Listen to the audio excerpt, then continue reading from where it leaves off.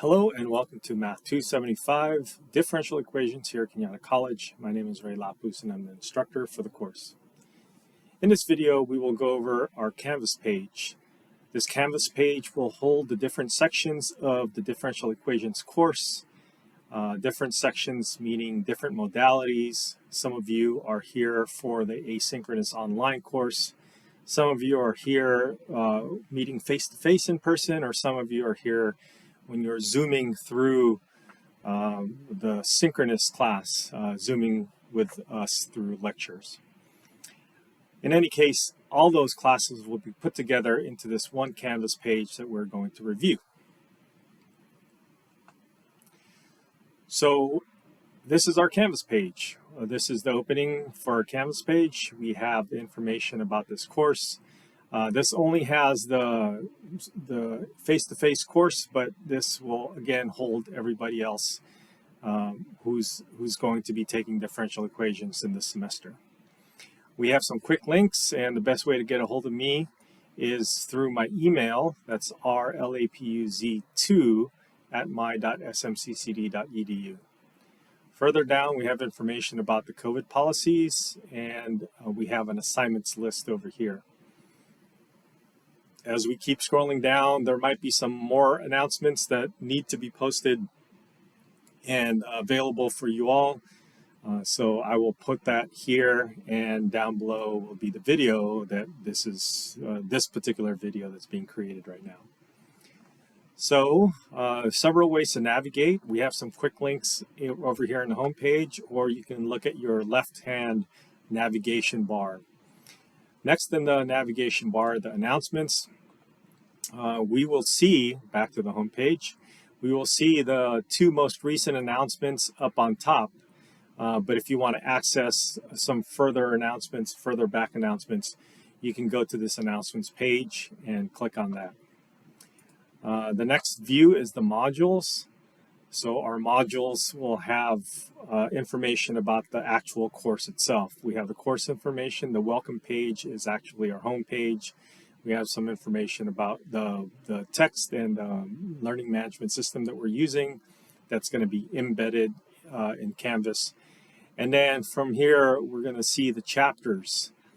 So the modules will be broken down by chapters.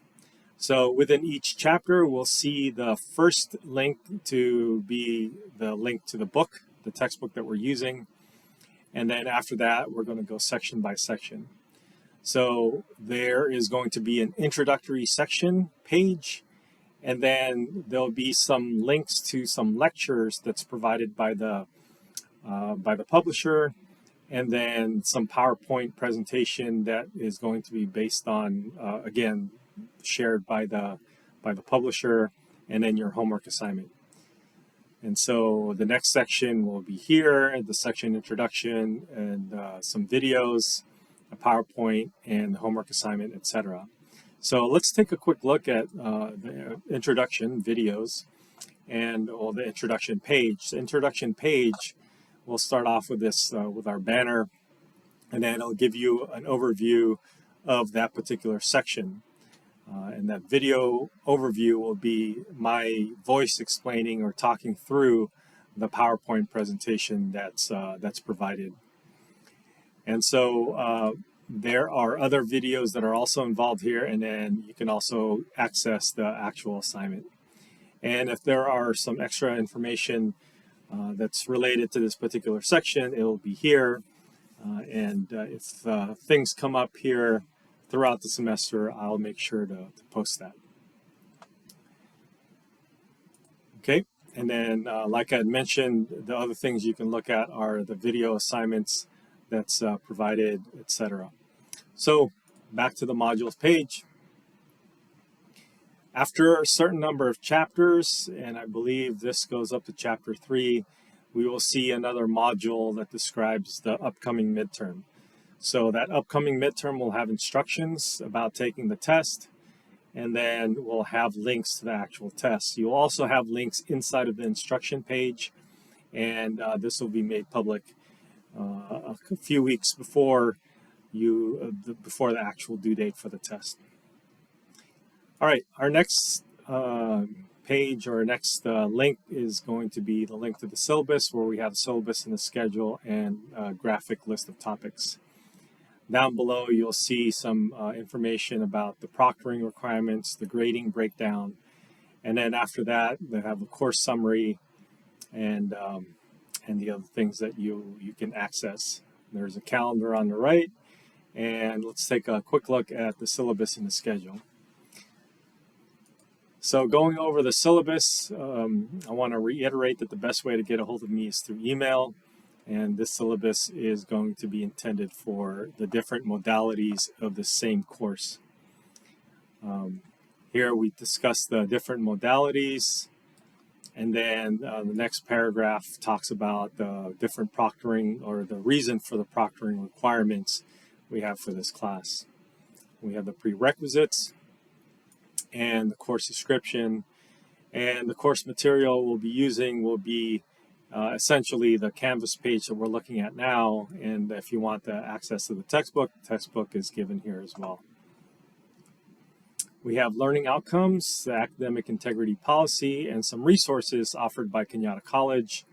And if you click on this bottom link, it'll give you these links as well as all the other services that our college would have to provide. Now the grading is going to be broken down by homework assignment, by the show your work labs. They're actually going to be videos that you're going to be creating, and then exams. So the exams will be worth 25% each, and then put together that's a total of 75% for the 2 midterms and the final. And then we have journal assignments that are going to be worth 5% of your grade. Our grading will be the standard plus-minus grading system, and your grades should be updated about 2 weeks after an exam. Some grades will be provided automatically, like some of the grades that are going to be coming from the Canvas page or from the WebAssign. But others I have to actually look at, so those are your journal assignments and some of the portions of the test. So that might take a little bit of time, but I hope to have your most current grade after each exam. Here are some important dates. These are just a handful of dates that you can look at from our syllabus. We have the exam dates that are due.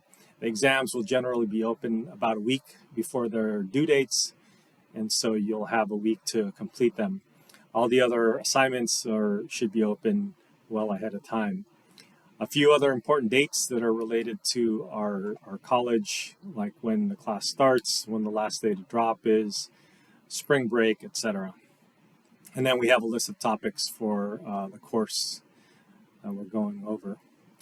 Now, I do want to point out that there's a semester-long schedule. You can click on the schedule to view the whole semester at a glance, where you can see that the journal assignments are generally going to be due on Wednesdays. The homework assignments will start off being due on Fridays, but then after that, they'll shift to being due on Sundays and give you a little bit more time.